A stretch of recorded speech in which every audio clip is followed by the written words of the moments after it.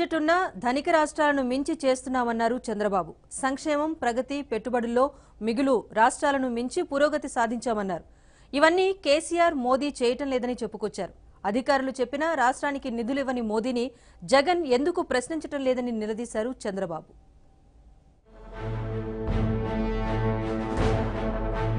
తెలంగాణ వంటి ధనిక రాష్ట్రాలు, మిగులు రాష్ట్రాలు చేయలేనివి లోటులో ఉన్న ఆంధ్రప్రదేశ్లో చేసి చూపిస్తున్నామని ముఖ్యమంత్రి, టీడీపీ అధినేత చంద్రబాబు వ్యాఖ్యానించారు. పేదలకు పింఛన్ దేశంలో ఇంతవరకు 2,000 ఎవరు ఇవ్వలేదని చెప్పారు. డ్వాక్రా సంఘాల సభ్యులకు 10,000 రూపాయల చొప్పున ఇచ్చామన్నారు.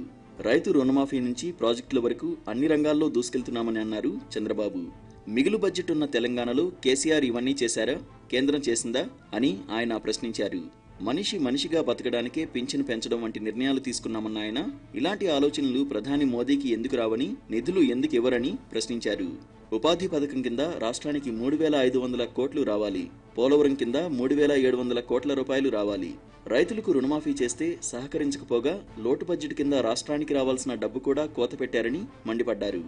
ఆంధ్రప్రదేశ్కు 32,000 కోట్లు ఇవ్వడానికి కేంద్రంలోని అధికారులు సిద్ధంగా ఉన్నారని, కానీ ప్రధాని ఒప్పుకోవడం లేదని వార్తలు వచ్చినా ఆయనను రాష్ట్ర బీజేపీ నేతలు ఎందుకు అడగరు, వాళ్ళు అడగరు, జగన్ అంతకంటే అడగరు అని ఆయన వ్యాఖ్యానించారు.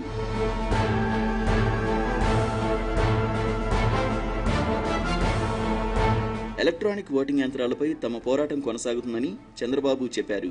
మన దేశం కంటే ఎక్కువగా టెక్నాలజీ వినియోగించే దేశాలు, అభివృద్ధి చెందిన దేశాలు కూడా ఎన్నికల్లో యంత్రాలు వినియోగించడం లేదని, వాటిని దుర్వినియోగం చేసే అవకాశం ఉండడమే కారణమన్నారు.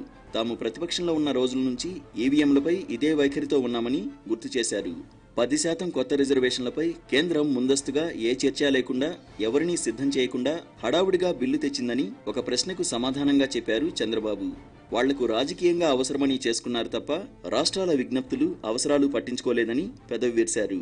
కాపు రిజర్వేషన్లపై ఇలాగే చేశారని, దానిపై ఏం చేయాలో ఆలోచిస్తున్నామని ఆయన తెలిపారు.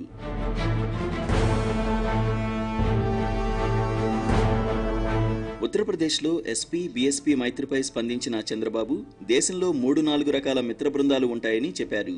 కొందరు రాష్ట్రాల్లో పొత్తులు పెట్టుకుంటారని, మరికొందరు రాష్ట్రాల్లో పరస్పరం పోరాడినా జాతీయ స్థాయిలో బీజేపీకి వ్యతిరేక కూటమిలో ఉంటారని, మరికొందరు ఎన్నికల తర్వాత కలుస్తారని చెప్పారు. ఇవి ప్రజాస్వామ్యంలో ఉండే అనివార్యతలని అన్నారు చంద్రబాబు.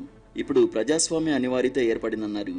బీజేపీ దేశంలోని రాజ్యాంగ సంస్థలన్నీ తన గుప్పిట్లో పెట్టుకుని ఆటలాడుతోందని విమర్శించారు. బీజేపీ తీరును అందరూ వ్యతిరేకిస్తున్నారన్న చంద్రబాబు ఎవరికి వీలైన రీతిలో వారు కలిసి వస్తారని చెప్పారు.